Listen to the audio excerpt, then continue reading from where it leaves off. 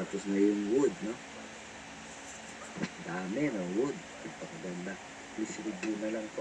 Paki-review na lang. Pasok tayo ng fire. 5 elements po ito. Sa bandang huli pala, talagang diagnosis o halos treatment, no? Fire represents light and warmth.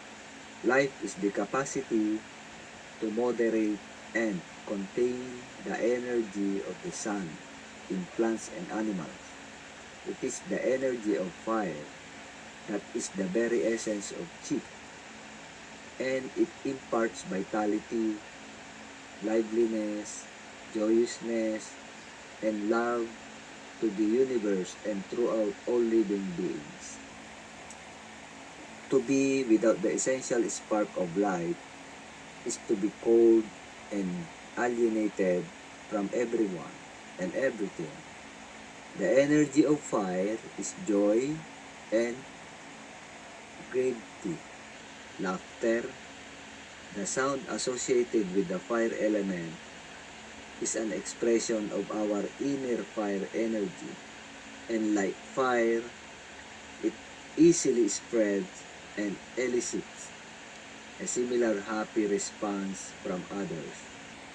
Our capacity to give and receive love is in proportion to the strength of the fire element, so that it governs our ability to communicate and relate to others. Yan ang fire. Number 1. Yin organs, heart and pericardium. Fire. Heart and pericardium are the yin organs. 5 elements, fire. Okay? Fire is the only element that has 4 corresponding organs. The heart is a yin organ and is considered the supreme controller presiding over all aspects of psychophysical activities throughout the body-mind. As in common folk knowledge, the heart is not only responsible for circulation, but includes all mental processes, including our thoughts, aspiration, and dreams, so that it is responsible for insight and enlightenment. The other yin organ of fire, the pericardium. The pericardium is actually the trunk-like tissue that surrounds the physical heart. It is also known as heart protector or circulation sac. Despite its physicality, the pericardium is a function rather than a specific organ, and as such is regarded as an extension of the heart. The fact that it is sometimes called circulation sac reflects its importance as the organ function governing relationships and sexuality. Number 2. Young organs, small intestine and triple warmer. The small intestine. The small intestine is the young organ corresponding to the heart, and it represents the fire element's potential for clarity. As the Chinese state, the small intestine separates the pure from the impure, which is reflected in good digestion and assimilation as well as enhanced mental clarity.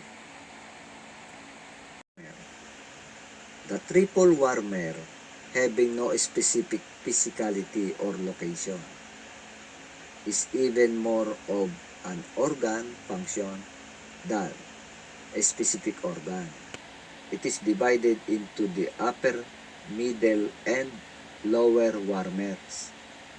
The internal organs, an area from the base of the sternum upward, is the upper warmer. from the base of the sternum down to the navel is the middle warmer, and the area below the navel is considered the lower warmer. The triple warmer regulates warmth and water metabolism throughout all the internal system and is the process by which the body-mind relates physically and mentally to all parts of it. 3. Season. Season is summer. Summer is a time when the sun is at its zenith and all living things flourish in the abundance of resources. 4. The climate. Hot. The climate is hot. Either a strong preference for or abhorrence of hot weather is an indication of a deficiency or excess of heat. According to TCM theory, all heat and warmth emanate from the heart, so that hot weather can be injurious to the psychophysical function of the heart-mind. If there is heart deficiency, on the other hand, one is less able to tolerate cold weather. The direction is south. This is the area that receives the greatest concentration of light and warmth from the sun. It is the exposure to the sunlight of the south that provides for maximum plant growth. Number 6. Time of day. The time of day is 11 a.m. to 3 p.m. Based upon sun time, from 11 a.m. to 1 p.m.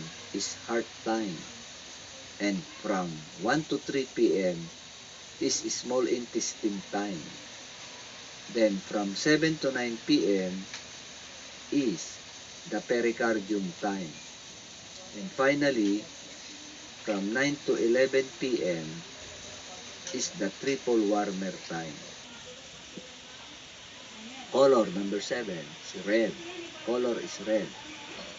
Red, whether it is a flush on the complexion, a reddened area of inflammation, or even a show of blood during hemorrhage, indicates heat or fire. The flavor number 8 is bitter. Bitter is the flavor. One of the paradoxes of the 5-element system is that while the fire element represents heat and warmth, it is assigned the bitter flavor. Flavor which is energetically cooling and detoxifying.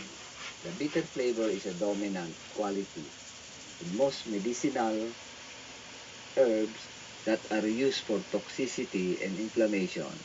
This is because the biochemical constituents of bitter-tasting herbs includes various alkaloids and bitter glycosides that have the potential to neutralize toxic waste in the body, as well as possessing antibacterial and antiviral properties. Herbs with a bitter flavor are also drying, so that in addition to their detoxifying effect, they help resolve purulent and inflammatory discharges. Finally, digestive bitters, an alcoholic liquor taken before or after meal, is traditionally used to aid digestion and to relieve gas and bloating. 9. Speech and laughter is the sound. Laughter and speech are the sounds of the fire element. Okay? Individuals whose normal speech is punctuated with frequent laughter may indicate a heart imbalance.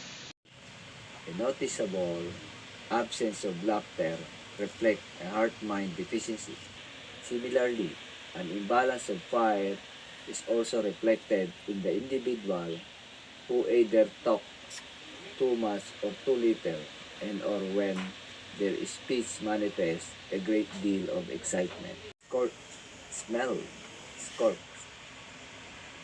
Often it is possible to detect a noticeable scorch or burn smell on an individual who has a fire imbalance.